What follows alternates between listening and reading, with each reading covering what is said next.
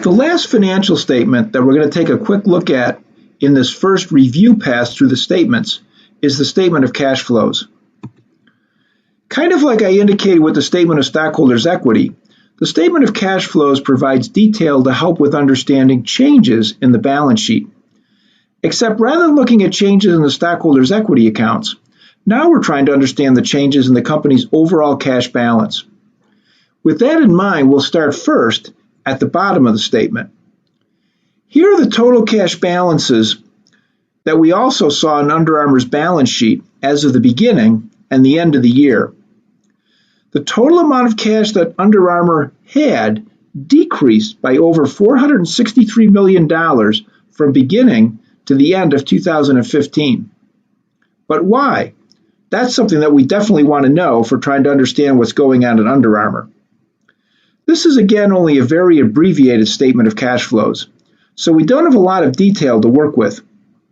But this gives us at least a sense of what seems to be going on. In total, Under Armour's operations, its main business, the manufacture and sale of athletic shoes and clothes, paid out about $444 million more than it brought in during 2015. Not great, but less than 10% of the total $463 million decrease in cash. So where did the rest of it go? Well, when we go down the line, we see that Under Armour paid out nearly $850 million in cash during 2015 for investing activities. We may often think of investing as buying securities, such as stock in other companies, and that certainly may be at least some of what Under Armour was doing here. However, the most significant investing activities for many companies are investing in their own business. For example, expanding or updating its manufacturing facilities. We can't tell the specifics of Under Armour's investments from the skimpy information provided here, but that's something that I would definitely be on my list to dig into if I was analyzing the company.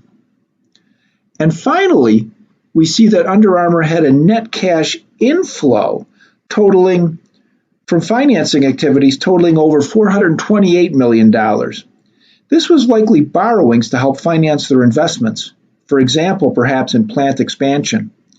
So they funded some of the investment from cash on hand, but we can see that they wouldn't have had enough cash to cover all the investments if they hadn't turned to external borrowing.